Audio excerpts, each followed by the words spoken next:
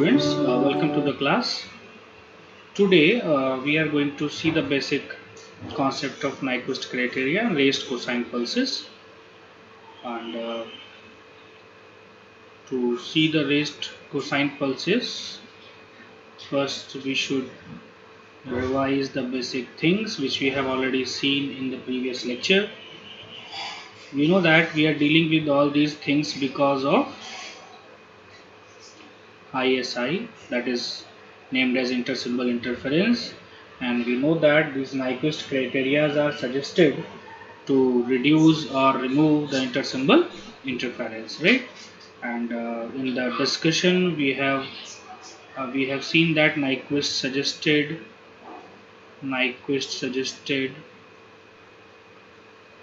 the criteria that was Pt is equal to 1 at t is equal to 0 and 0 at t is equal to plus minus ntb, right? This we have already seen. So this was the criteria or the condition suggested by Nyquist, and in the further discussion we have seen that the pulse which can satisfy this criteria can be represented as sinc of pi rbt. We have seen that this pulse has satisfied the criteria suggested by Nyquist to produce 0 ISI, right? But after the analysis, what we got to know that there were two issues with this sync pulse. The first was that this pulse is hard to realize. Why? Because this pulse will take infinite time to this pulse will take infinite time to generate, so that's why this pulse is hard to realize. And as well as the second limiting factor was actually this pulse decays slowly, right? Slowly at a rate of 1 by t, right? So this we have seen, and because of this second drawback, we know that there may be lot of issues, because if we are having a small pulse jittering, or small pulse jittering, or you can say slight change in rate RB, this will create a problem for us, right? This will create a problem for us because pulse is decaying slow. In that case, if the time sampling instant, right, decision making instant slightly, if this decision making instant slightly get differ, then you can again maybe in trouble, because lot of interference can be generated. So to reduce this problem, especially this problem, the decay rate problem, Nyquist again suggested a new family of pulses that is known as raised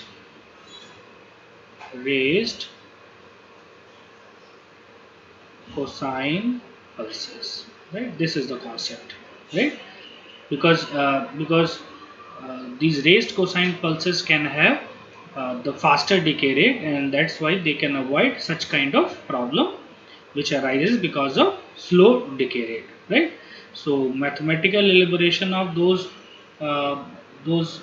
pulses, that is uh, those pulses which are basically raised cosine pulses, in time domain we can write down simply. In time domain we can write down that is Pt is equal to Rb cos of pi rbt divide by 1 minus, in fact we should have r also, 1 minus 4 of r square rb t square into sink of pi rb t. So this was the pulse. This was the pulse which can be named as raised cosine pulse. This is the raised cosine pulse, and here small r is basically, this small r is named as roll-off factor, right? The small r is named as roll-off factor. We have already seen the concept of roll-off factor in the previous lecture, but I just want to give the glimpse of this roll-off factor. Actually, when Nyquist suggested the modification in the pulse to get faster decay rate, then for example this was your ideal pulse, this was the ideal pulse which is ending at Rb by 2. Then Nyquist suggested that the modified pulse can be like this, right? Can be like this. For example, this is Rb. So basically this is a new modified pulse. This is a new modified pulse, and this pulse can have the faster decay rate, right? And because of the faster decay rate, it can resolve many problems. The problems because like pulse jittering and slight change in the rate RB, right? And this actually increment in the bandwidth can be characterized with the help of roll-off factor. Can be characterized with the help of roll-off factor, right? So the total bandwidth requirement can be simply written as the bandwidth that is minimum required is Rb by 2 plus this bandwidth which is fx. uh, this fx can be defined as, we can write down this bandwidth is fx, for example, right? And we should denote this bandwidth, extra bandwidth, fx. Then roll-off factor can be defined as this excess bandwidth divided by the total, the theoretical minimum bandwidth, right? So it was Rb by 2. So small r can be written as twice of fx divided by Rb, and with this formula we can simply calculate the value of fx, which is equal to Rb by 2, right? Rb by 2. So we can put this value here at the place of fx. So Bt, the total bandwidth, can be equal to Rb by 2 plus Rb by 2, and here what we can do, we can take Rb as common, Rb by 2 as common, so it will be equal to 1 plus R. This can be the total bandwidth requirement, right? So this was the concept which Nyquist suggested, that we have to increase the bandwidth of the pulse to get faster decay rate, right? And the family of pulse which can satisfy this condition can be named as raised cosine pulse. This is the general term of raised cosine pulse, Rb cos of r pi Rbt divided by 1 minus 4 r square Rbt square sink pi of Rbt, right? Now if we want to see the graphical representation of these pulses, then what we can say, that for example we are taking the condition like this. For example, this blue color is the ideal pulse. This is given by Rb by 2, and for example this is the bandwidth Rb. Then the new pulse, suggested new pulse, can be mentioned like this, right? Like this. So it can be a pulse, the modified pulse, which is having the falling point between Rb by 2 to Rb, right? So if we, and for example, this is the frequency domain representation mod of Pf, this is the frequency axis. Then the time domain representation can be taken with the help of inverse Fourier transform, and in that case, for example,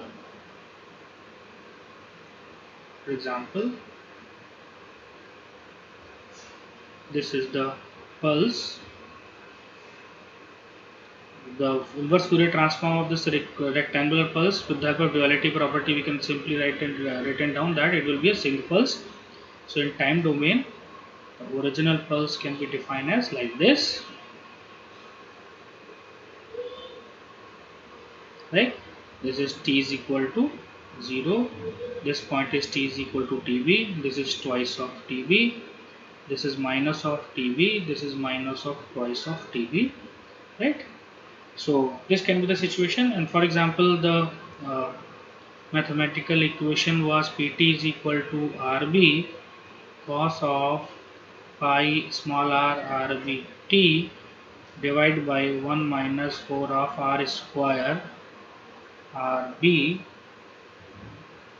t square sink of IRVT, right?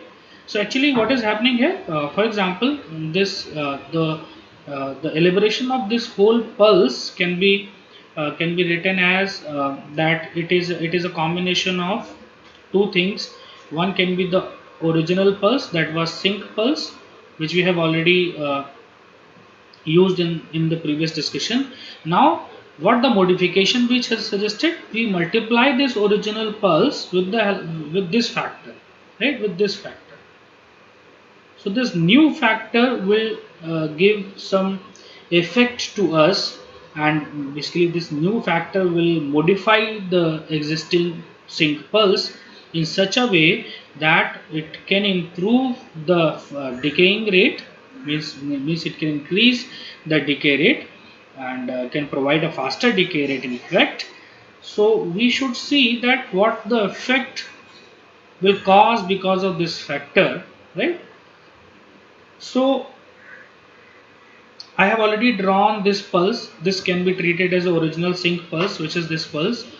And if you want to calculate the magnitude of the original sync pulse, we can simply put this r, this roll off factor r is equal to 0, right? Because if you are putting r is equal to 0, it means that you are having this pulse, that is the original one, right? The sync pulse. So if you are putting r is equal to 0, this will become cos 0, which is 1. This factor will also become 1, right? So this whole factor will become 1. So the amplitude of this sync pulse will be simply rb, right? So you can say that the amplitude of this pulse will be rb, right? And now we are coming to the modified pulse, which is having some value of this roll off factor, in that case what will happen, see.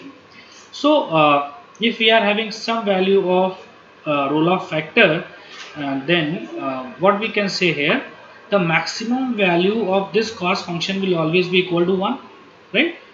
And if we are having some value of r and some value of t, then definitely this denominator will also have some value, right?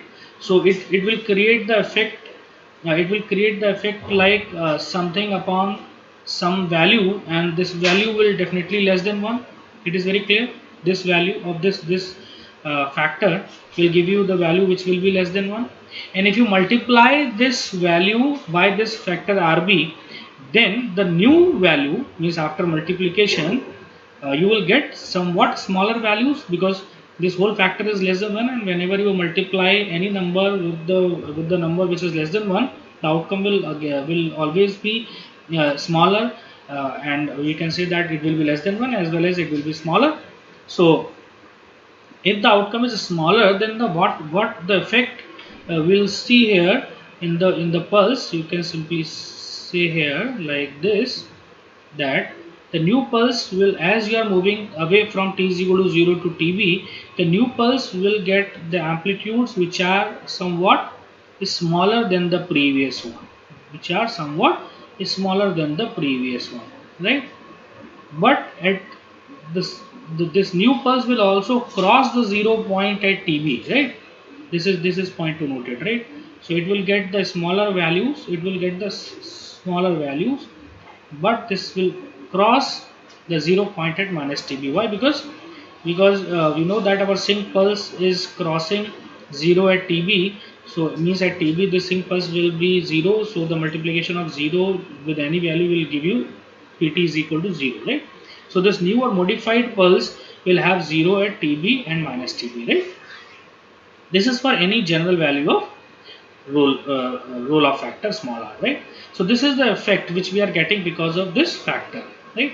Now when we are moving beyond TB, then what will happen? Again, the coming magnitude will be smaller than the previous magnitude, right? So you can say that because of this t square factor,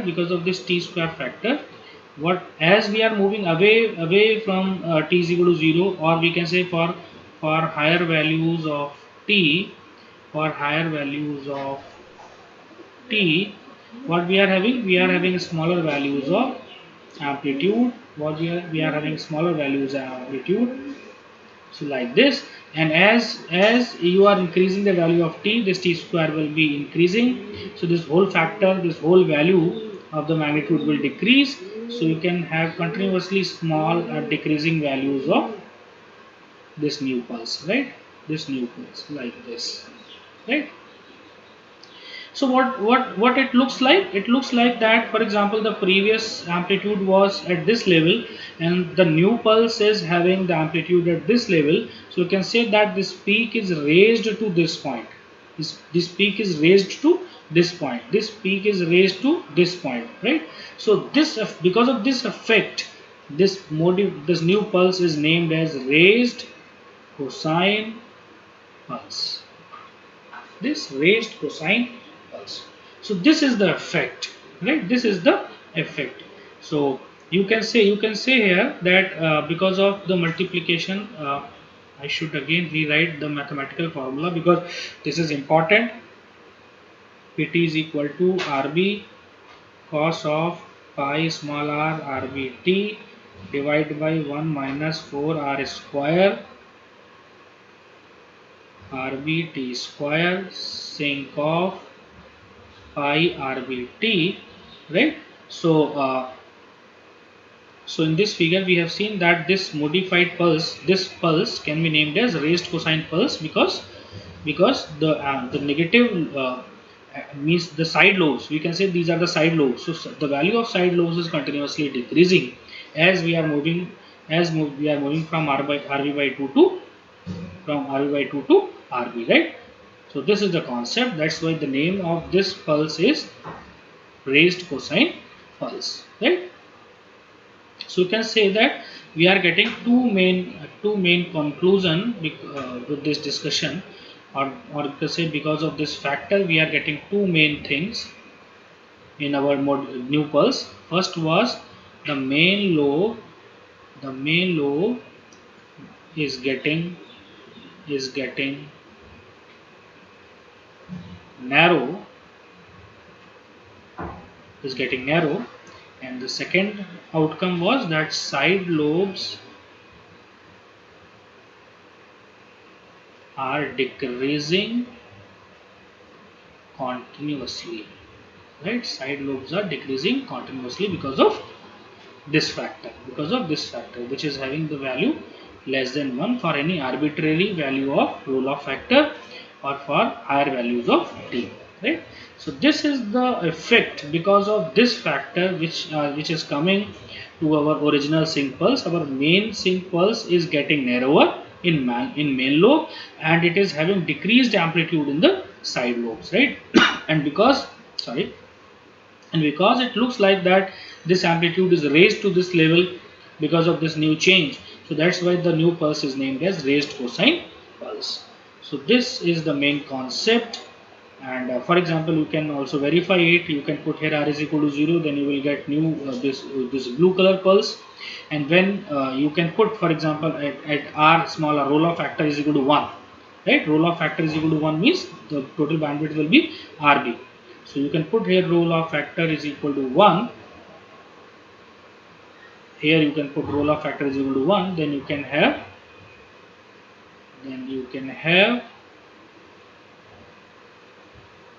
the pulse for r is equal to 1.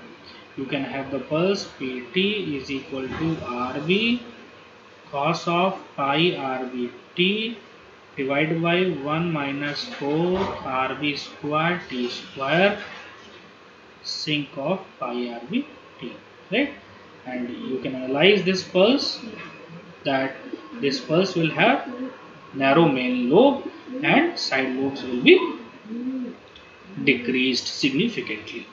And if your side lobes are decreasing, right, if your side lobes are decreasing here, right, you can see here. So if for example we assume that a small change occur in TB or in 2 TB, then also the interference amount will be very small because the power in the side lobes is very small, right? The power in the side lobes is very small because the amplitude of this side lobe is small, so definitely the power will also be small. So you can say that with the help of this modified pulse or raised cosine pulse, you can decrease the value of or the amount of inter-symbol interference. So this was the concept of raised cosine pulses as well as the Nyquist criteria. I hope you got the concept, and thank you very much for patience listening.